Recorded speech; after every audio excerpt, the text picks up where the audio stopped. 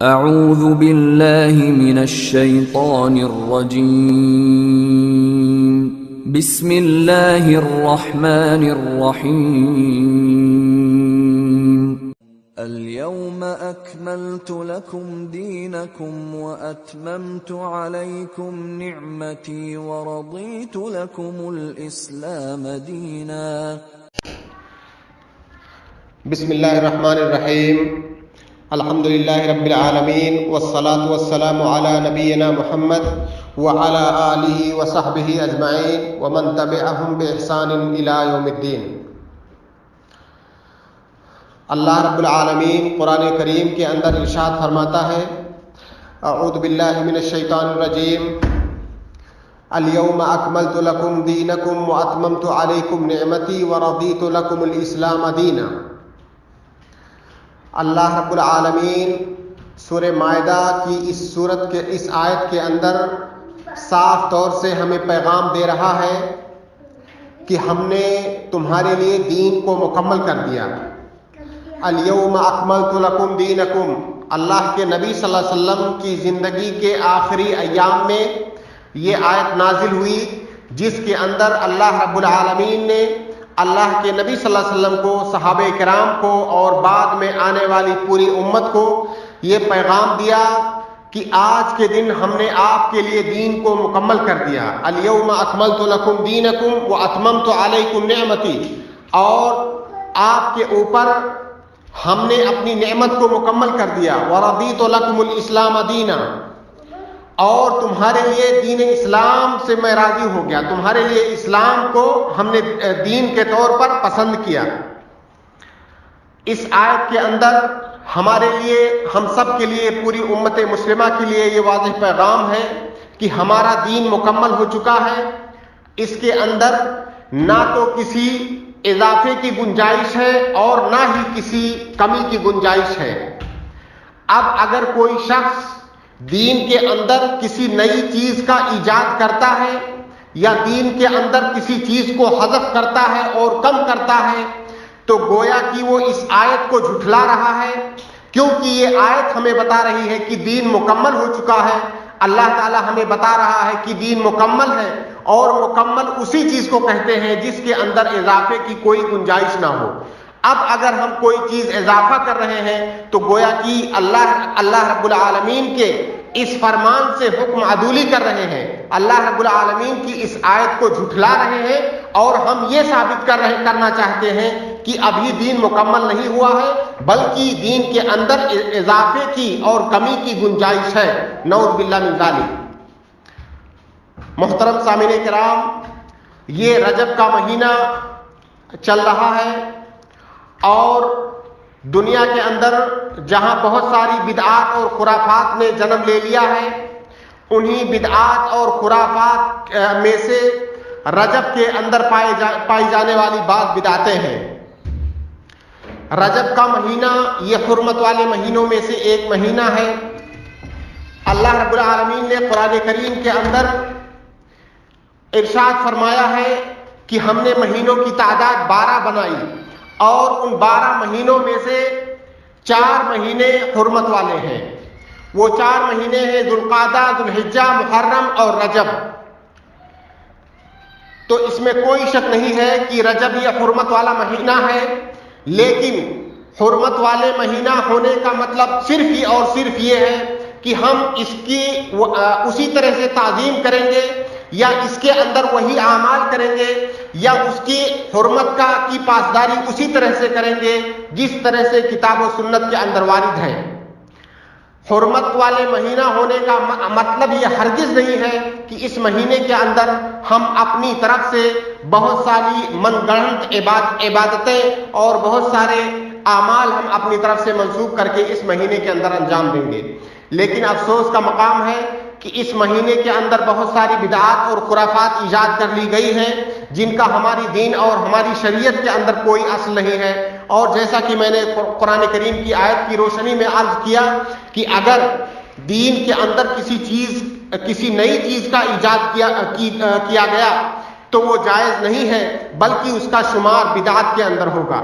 اگر دین کے اندر کوئی ایسی چیز جو کتاب و سنت کے اندر نہیں ہے، اللہ کے نبی صلی اللہ علیہ وسلم نے نہیں کیا ہے، آپ کے صحابہ نے نہیں کیا ہے، اور اس کے بعد ہم اس چیز کا اضافہ دین کے اندر کر رہے ہیں تو یہ بدعت ہے۔ اللہ کے نبی صلی اللہ علیہ وسلم کی ایک حدیث ہے کہ من احدث فی امرنا ھذا ما لیس منہ فہو رد،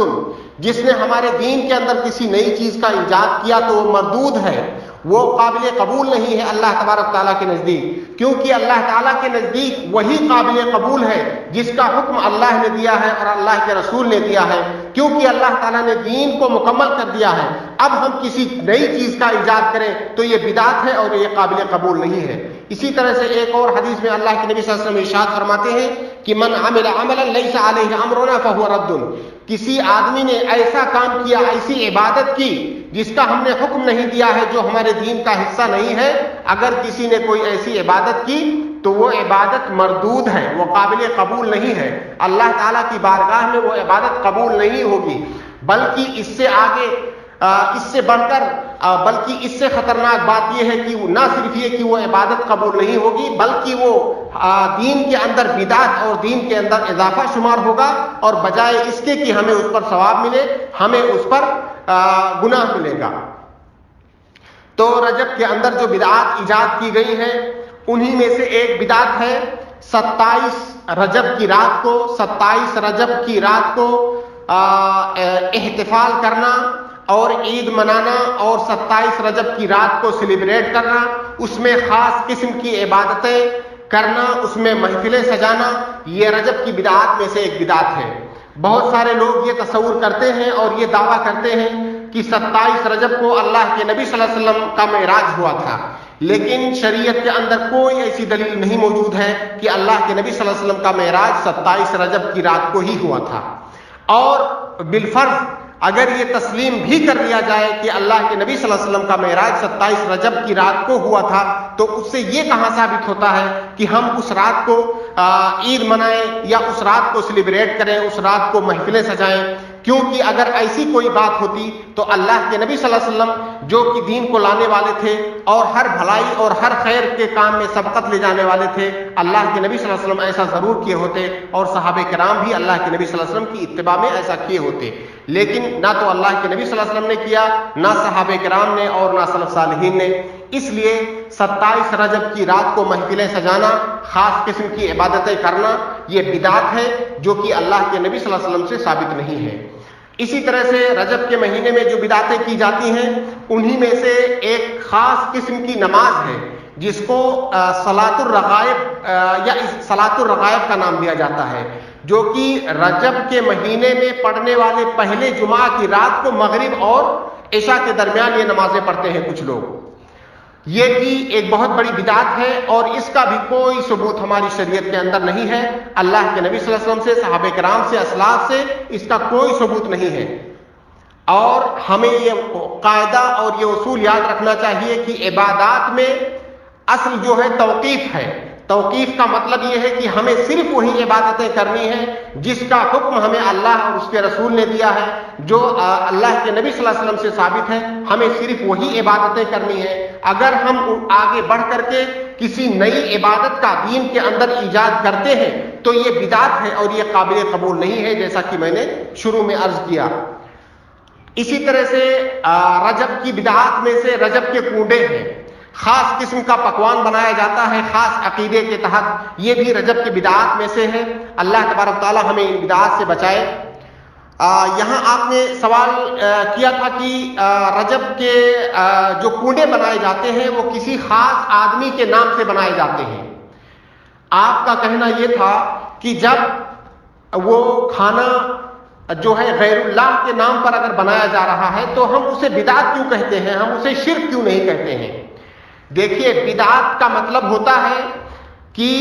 ہم کسی عبادت کو اللہ تبارک تعالیٰ کے لیے کوئی عبادت کریں، کوئی ایسی عبادت جو کہ اللہ کے نبی صلی اللہ علیہ وسلم سے ثابت نہیں ہے، اس کو بدعت کہتے ہیں۔ یعنی وہ عبادت تو ہم اللہ کے لیے کر رہے ہیں لیکن اللہ کے نبی صلی اللہ علیہ وسلم کے بتائے ہوئے طریقے کے مطابق نہیں ہے تو وہ بدعت ہے۔ لیکن اگر ہم کوئی عبادت کر رہے ہیں اور وہ عبادت اللہ کے لیے نہیں کر رہے ہیں بلکہ غیر اللہ کے لیے کر رہے ہیں تو یہ بدعت سے آگے کی بات ہے، بلکہ یہ شرک میں داخل ہو جائے گا۔ تو اگر یہ جو رجب کے کنڈے بنائے جاتے ہیں اگر یہ اللہ کی عبادت سمجھ کر کے کیے جاتے ہیں تب تو بدعت ہے، لیکن اگر اللہ کی عبادت نہ سمجھ کر کے بلکہ اس کو غیر اللہ کی عبادت کے طور پر کیا جاتا ہے تو آپ کی بات صحیح ہے، اس میں کوئی شک نہیں ہے کہ یہ بدعت سے آگے کی چیز ہے اور یہ شرک اکبر ہے۔ اور جب معاملہ بدعت سے بڑھ کر کے شرک اکبر میں داخل ہو جائے تو معاملہ اور بھی خطرناک ہو جاتا ہے، اس میں کوئی شک نہیں ہے۔ ایک چیز یہاں پر اور بھی ملاحظہ کرنے کی ہے کہ کوئی بھی جو شرک ہے، کوئی بھی شرک وہ بدعت ہے، یعنی ہر شرک بدعت ہے لیکن ہر بدعت شرک نہیں ہے۔ ہر شرک بدعت کیوں ہے؟ کیونکہ شرک یہ دین کے اندر نئی چیز ہے، شرک یہ اللہ کے نبی صلی اللہ علیہ وسلم نے اس کا حکم نہیں دیا ہے بلکہ اس سے منع کیا ہے، تو گویا کہ وہ دین کے اندر نئی چیز ہے، تو اس ناحیے سے شرک کو بھی بدعت کہا جا سکتا ہے،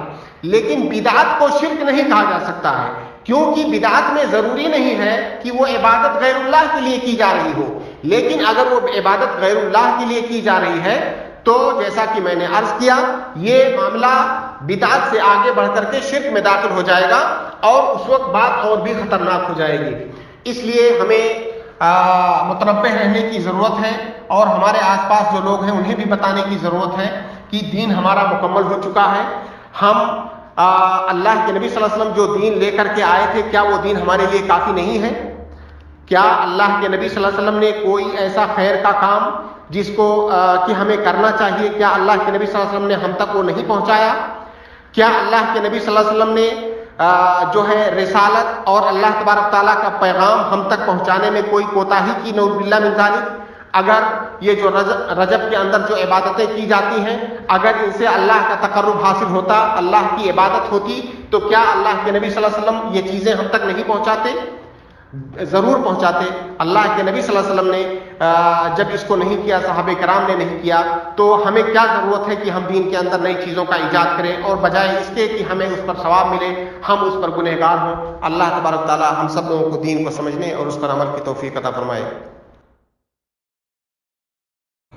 السلام علیکم ورحمۃ اللہ وبرکاتہ۔ ناظرین اکرام، اسلامک ٹی وی اس چینل کو ابھی تک جنہوں نے سبسکرائب نہیں کیا ہے برائے مہربانی اس چینل کو سبسکرائب ضرور کریں اور ہر دن کی اپڈیٹ کے لیے اس کے ساتھ ہی ایک بیل، ایک گھنٹی کا نشان آئے گا، اسے آپ ضرور پریس کریں اور اسے دبا کر آپ ہمارے ساتھ تعاون فرمائیں۔ جزاک اللہ خیر۔ السلام علیکم ورحمۃ اللہ وبرکاتہ۔